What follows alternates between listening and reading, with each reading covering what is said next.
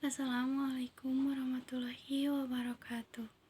Hello, my name is Nabila Zahra, usually called Bila. I am 19 years old. I was born in Bandung, Majalaya district to be precise, Wednesday the 11th of February 2004. My height is 156 centimeters and my weight is 42 kilograms. My mother said I am too sport because my sister, who are younger than me, they are taller than me. This is probably because I really exercise. I have sport curly hair and tan skin. I have clean teeth and have a green big mark of my left hand. My life goal is to be an honest and successful businessman. Why do I want to be a businessman?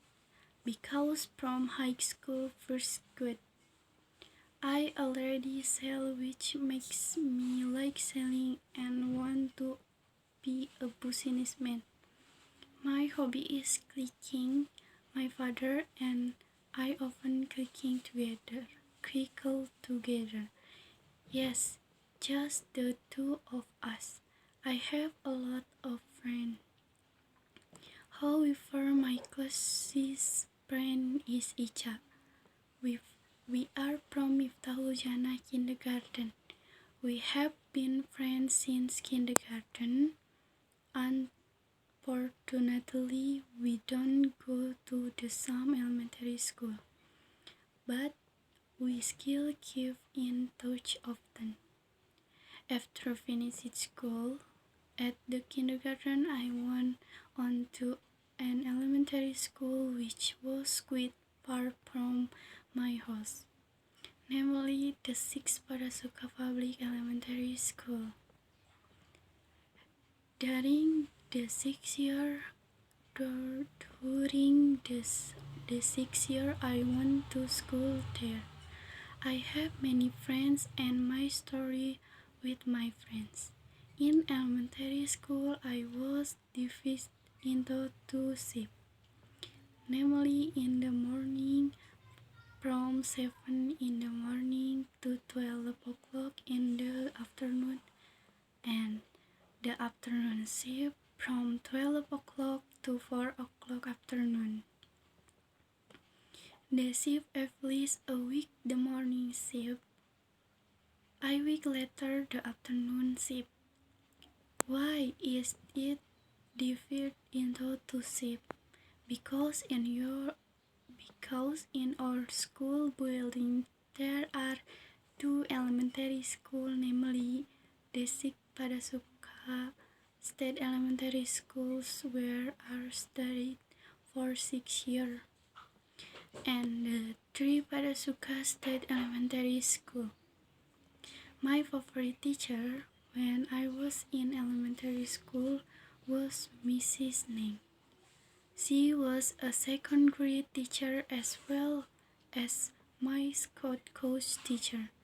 Is that cool? Why is she my favorite teacher? Because she is very good and she's way of teaching is easy to understand for elementary school children. After I finished my elementary school until 2016, I continued my school to Ciparai One Public Junior High School. I never thought I could study at a public school, which eventually made me have more friends. When I was in junior high school, I took part in 3 extracurricular, namely the Inter-School Student Organization or OSIS, then Indo-Indonesian Silat, and finally Children Love and Care for the Environment or August 2019, I went to junior high school, then continued to senior high school at Pasundan Majalaya High School here. I have many more friends, especially one of my best friend, Kalista Nurrahmania. She is a very timid girl and easily insecure, but Kalista, my best friend, has survived until now. We know each other's news every day via WhatsApp.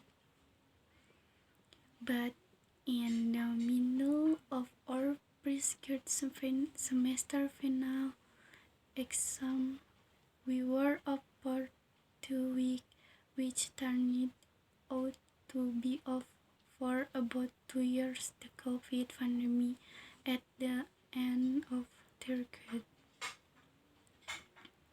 Restricted and must wear a mask. Good time. 3 years of schooling in high school. 2022 I graduated and continued studying at Balai University Bandung. Even here I have many friends too. I just finished one semester. I have one of my best friends on campus, namely Chitra Rasati, understand me the most. From kindergarten 1 year until now, I am in college accompanied by my family. I live at home with 5 of my family, namely my father, mother, younger sister, grandfather, and younger brother. My mother or uncle. My father's name is Asep Wildan.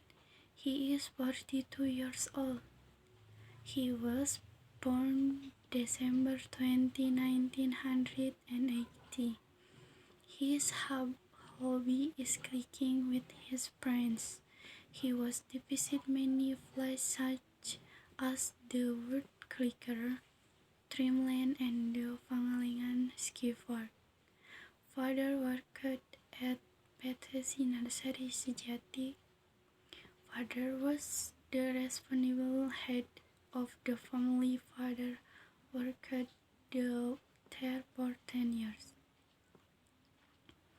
Then my mother name is Fitriani Wulansari. Mother is 42 years old.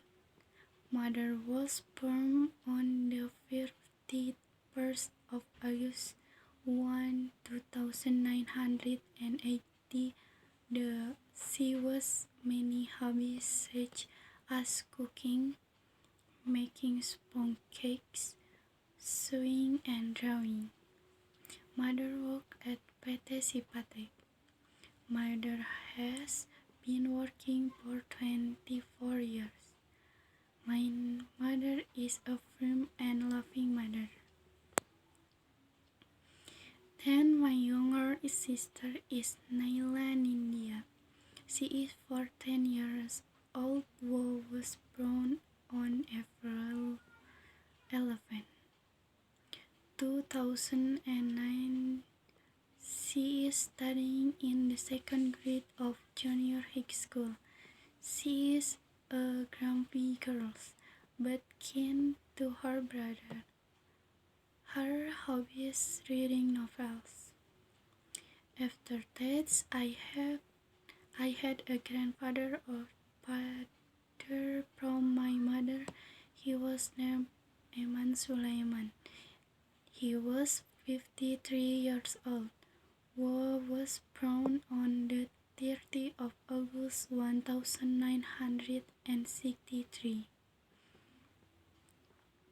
He worked at the Kosambi market as a parking attendant. Even though he was banned from working, but he still wants to keep working. His hobbies are making cabinets and growing flowers.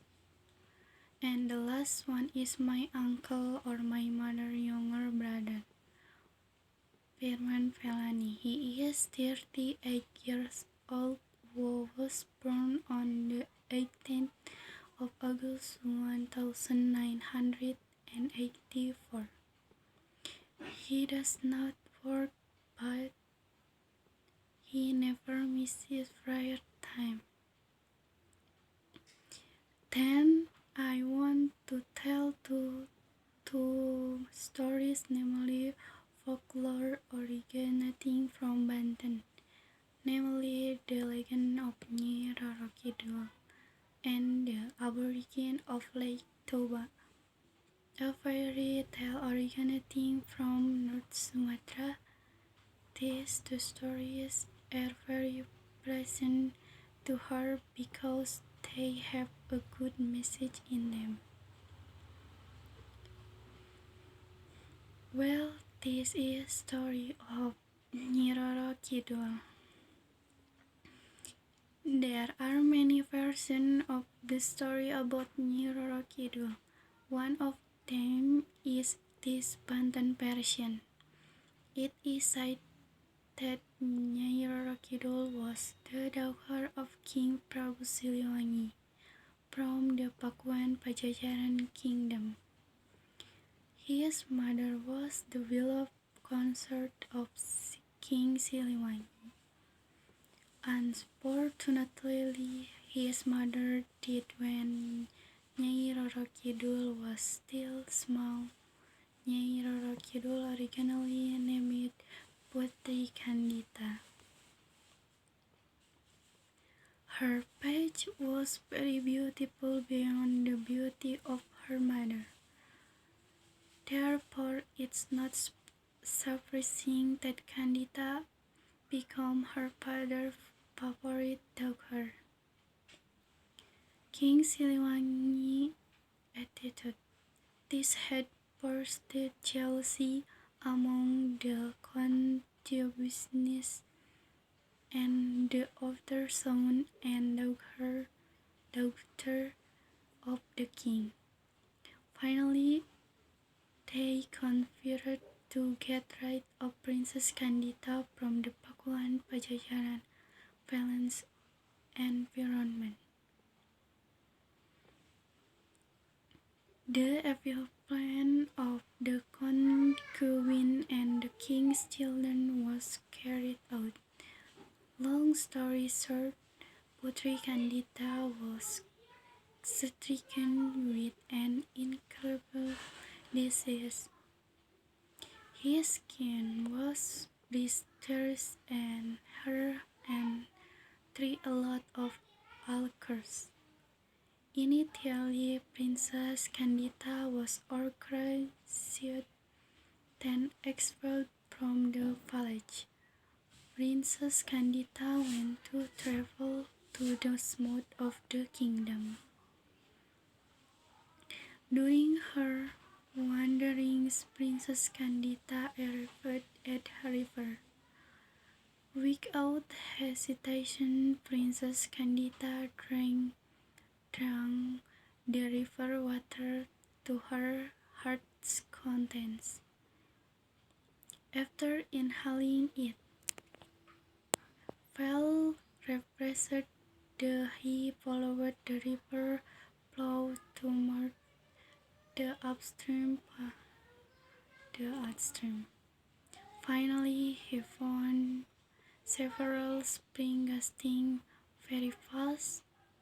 Then he waded in the river. The warmth of the river water made Putri Kandita feel at home for a long time, soaking. In solitude, he stayed near hot spring and meditated on and practiced Kanuragan. Her beauty gradually recovered. Her disease disappeared. Now her skin and face are as smooth as ever, not flying happy.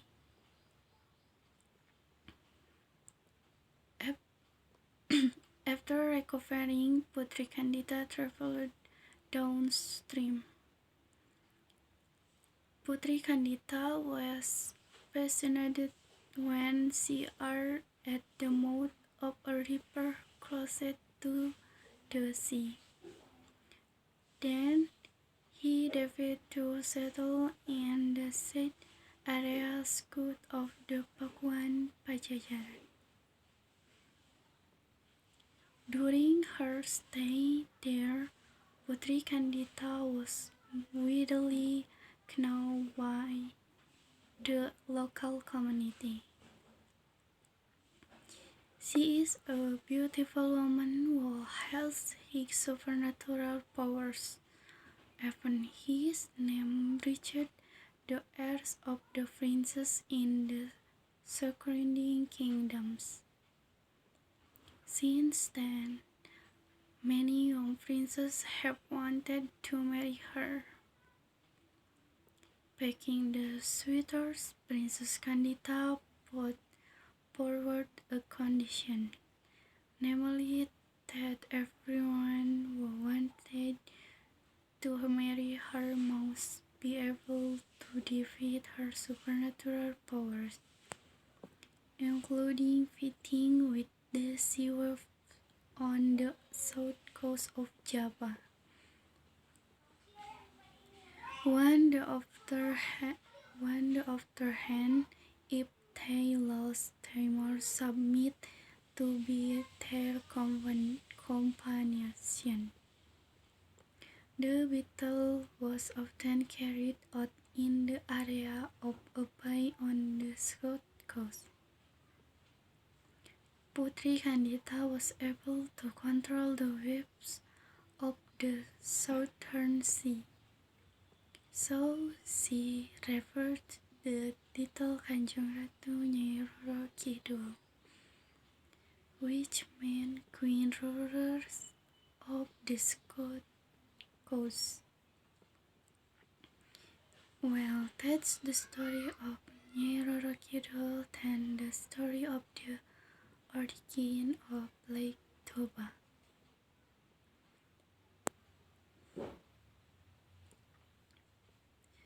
In ancient times, there was a farmer named Toba alone in a gentle and fertile valley. Farmers worked the field and field for their daily need. Apart from working on his farm, the man sometimes goes bathing in the river which is not far from his house. Every time he fishes, it's easy to get fish because there are lots of fish in the clear river. He cooks the fish he catches to eat with. One afternoon, after returning from the field, the man went straight to the river to fish. Not long after, suddenly the vanished line was struck by a fish, which immediately pulled the fishing rod far into the middle of the river.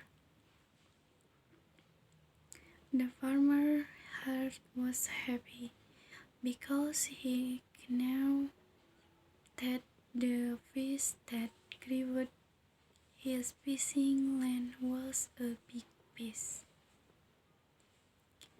After a while, he let the fishing line pull the fish to and fro. Then he pulled the fishing line slowly.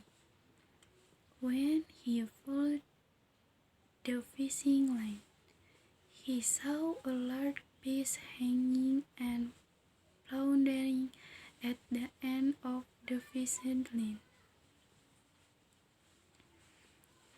He quickly followed the fish ashore so it wouldn't escape.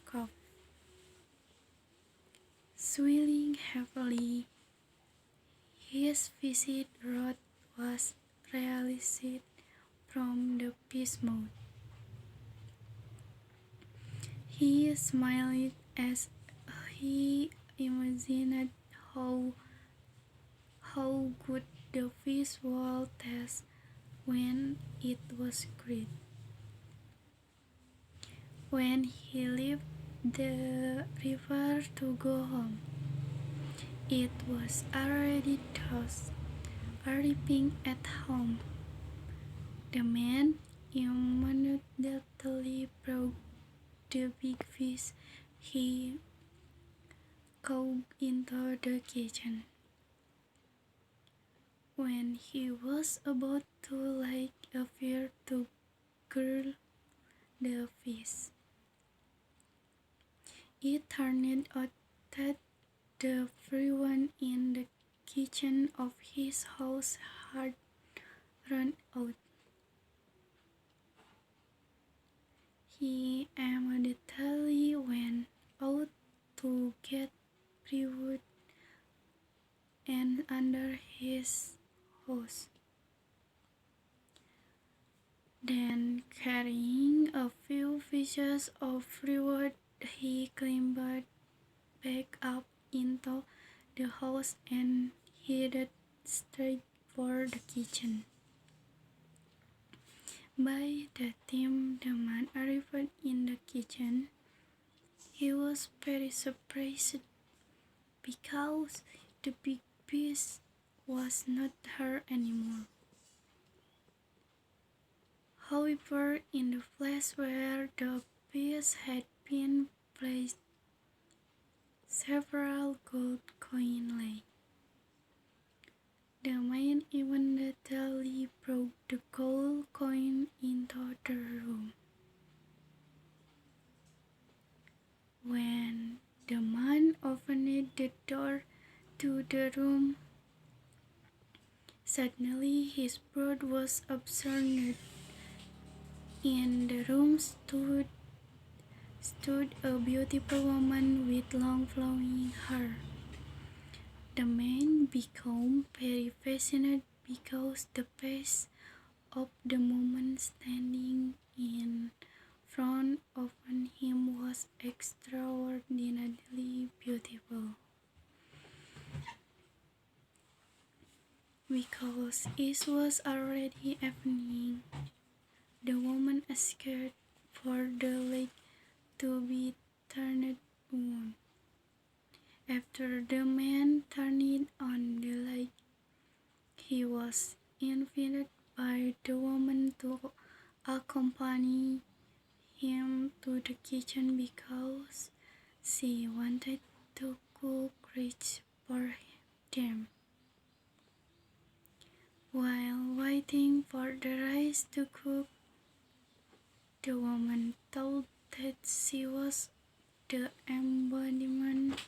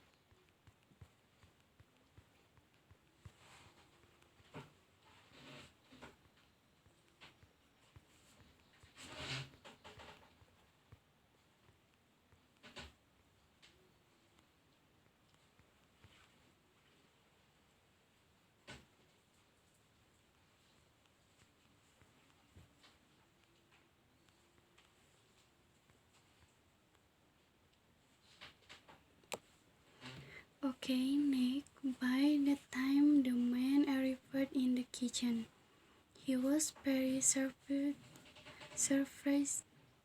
because the big piece was not there anymore. However, in the place where the piece had been placed, several gold coins lay.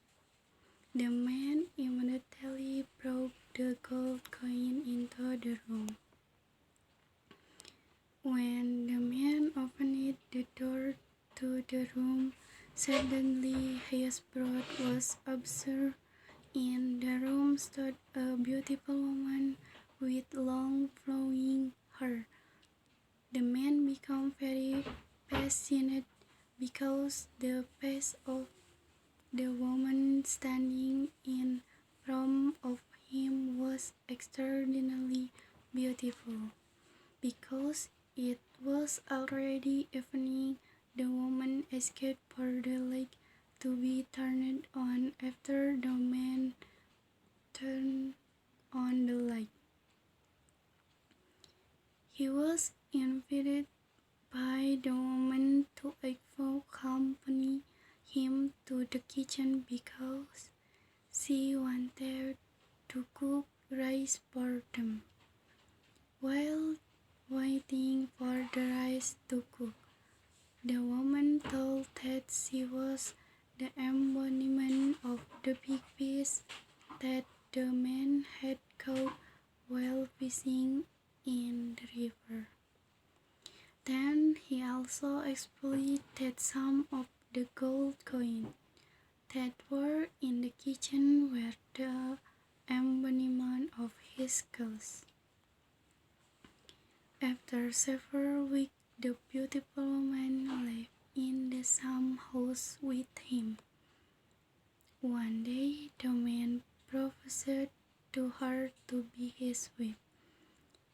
The woman is willing to accept his proposal on condition that the man must swear that in his life he will never bring up the origin of his wife was transformed from a beast. After the man swore so, married them. A year later, they were blessed with a son from the name Samosir.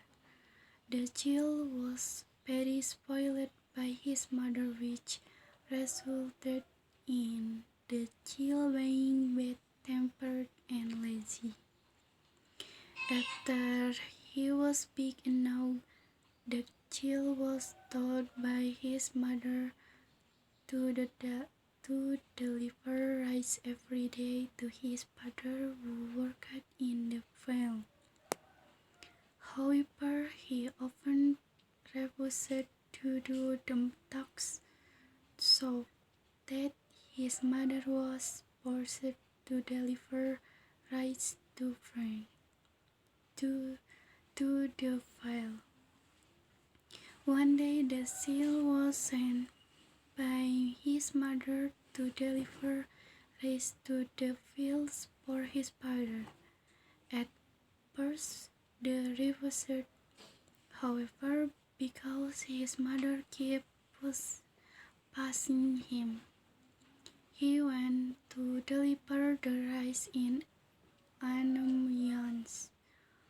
On the way, he ate most of the rice and seed dishes. Arriving at the field, the remaining rice, then only a little, he gave to his father.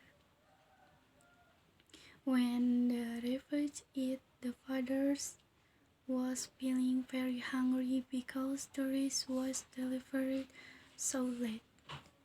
Therefore, his father became very angry when he saw that the rice that was given to him was leftovers. His anger grew even more when his son confessed that he had